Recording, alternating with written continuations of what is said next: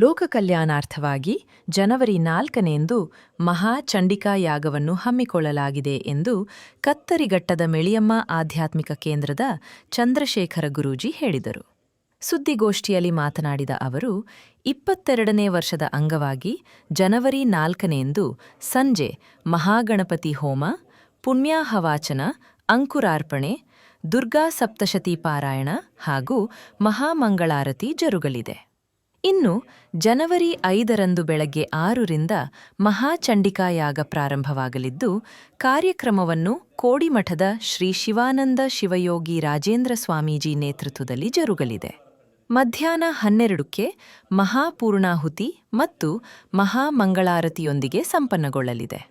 ಸಂಜೆ ಚನ್ನರಾಯಪಟ್ಟಣದ ಕಲಾ ಪರಿವಾರ ತಂಡದಿಂದ ಭಜನಾ ಕಾರ್ಯಕ್ರಮ ಹಮ್ಮಿಕೊಂಡಿದ್ದು, ಕಾರ್ಯಕ್ರಮಕ್ಕೆ ತಾಲೂಕು ಹಾಗೂ ಜಿಲ್ಲೆಯ ಸಮಸ್ತ ಭಕ್ತಾದಿಗಳು ಧಾರ್ಮಿಕ ಕಾರ್ಯಕ್ರಮದಲ್ಲಿ ಭಾಗವಹಿಸಿ ದೇವರ ಕೃಪೆಗೆ ಪಾತ್ರರಾಗಬೇಕು ಎಂದು ಎಂದರು.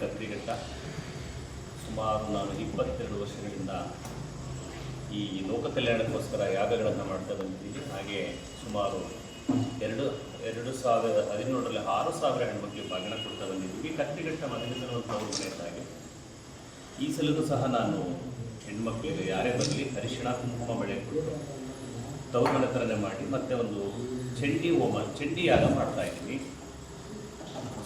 ಹಿಂದಿನ ದಿನ ಸಂಜೆ 4 ಗಂಟೆಗೆ ಭಾನುವಾರ ಗಣಪತಿ ಹೋಮ, ಪುಣ್ಯ ಹಾಗೂ ದುರ್ಗಾ ಸಪ್ತಶತಿ ಪಾರಾಯಣವನ್ನು ಮಾಡ್ತಾ ಹೋಗ್ತೀವಿ.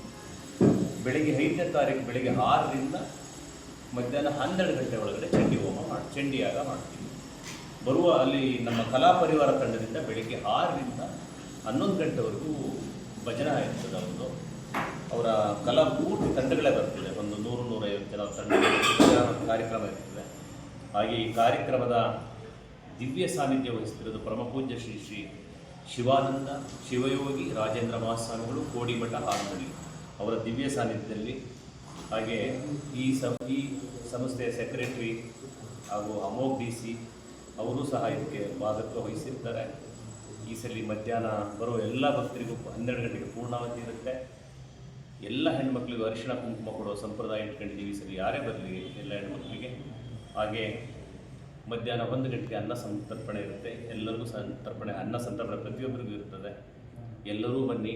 ನಾನು ಈ 22ರ ವಾರ್ಷಿಕೋತ್ಸವಕ್ಕೆ ಈ ಮಾಧ್ಯಮದ ಮೂಲಕ, ಈ ಮೀಡಿಯಾ ಮೂಲಕ, ನಾನು ಪತ್ರಿಕೆ ಮೂಲಕ ನಿಮ್ಮೆಲ್ಲರಿಗೂ ಆಹ್ವಾನ ಕೊಡ್ತಿದ್ದೀನಿ.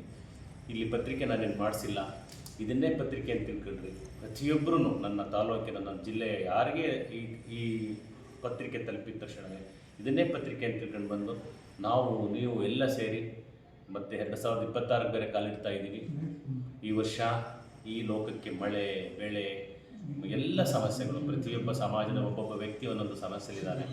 ಎಲ್ಲರಿಗೂ ಉಳಿತಾಗಲೇ ಮೆಳಿಯಮ್ಮ, ಆ ಜಗನ್ಮಾತೆ ಮೆಳಿಯಮ್ಮ ಅಂತ ಹೇಳ್ತಾ ಲೋಕ ಕಲ್ಯಾಣಕ್ಕೋಸ್ಕರ ಈ ಚಂಡಿ ಯಾಗ ಮಾಡ್ತಾ ಇದ್ದೀನಿ.